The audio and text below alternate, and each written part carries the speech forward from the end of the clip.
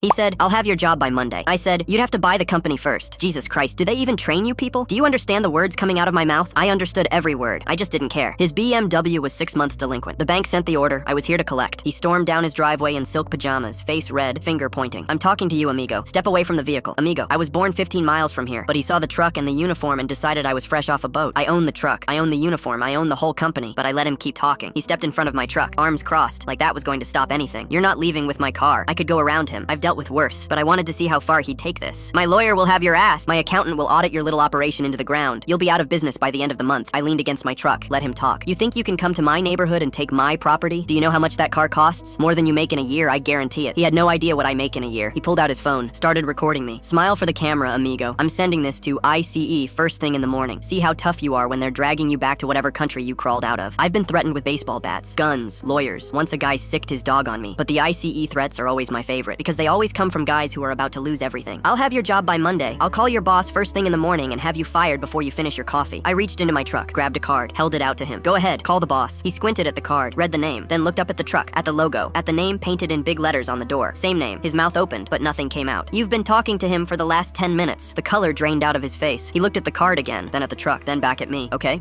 let's slow down here. His whole voice changed, softer now, friendly almost. I think we got off on the wrong foot. I didn't say anything. Look, I've had a rough night. I wasn't thinking straight. You understand, right? Businessman to businessman? Businessman. 30 seconds ago, I was a landscaper who didn't speak English. What's it gonna take to make this go away? He reached into his pocket, pulled out a money clip, started peeling off hundreds. 500, right now, cash. You drive away, tell the bank you couldn't find the car, everybody wins. I watched him count the bills with shaking hands. 1,000, final offer. Come on, man, work with me here. I looked at him for a long moment, let him hope. 6 months ago, you could have made a payment. 3 months ago, you could have called the bank. Tonight, you called me a landscaper, threatened to call ICE, and now you're trying to bribe me with cash. I took the card back from his hand. The car's going. That part's not changing. There's been a misunderstanding. His voice was smaller now. Has there? That's when the patrol car turned onto the street. The cop had probably heard the yelling from a block away. He pulled up, got out, flashlight in hand. Someone want to tell me what's happening here? The guy pointed at me. He's trespassing. He's trying to steal my property. I handed the officer my paperwork without a word. He scanned it, looked at the BMW, looked at the guy in the bathrobe. This is a lawful repossession, sir. You need to step back and let him do his job. This is insane. I want his badge number. I want to file a complaint. The cop tilted his head. Sir, have you been drinking? I had a few drinks in my own home. That's not a crime. It is when you walk out into the street and start causing a disturbance. He ran him through a field sobriety test right there in the driveway. Failed. Breathalyzer. Failed. I watched them cuff him while I finished securing the BMW, filed the repo as hostile recovery, added every fee the contract allowed, after hours, hazard, obstruction, police involvement, the maximum. His car got repossessed. He got a DUI. I got paid triple. And somewhere out there is a mugshot of a guy in silk pajamas who thought he was untouchable. My dispatcher asked me the next morning why I was smiling. I told her it was a good night. She looked at the paperwork, saw the fees. Hostile recovery? Police involvement? What happened out there? I shrugged. Guy wanted to talk to the owner. She laughed. Bet he regrets that more than she knows.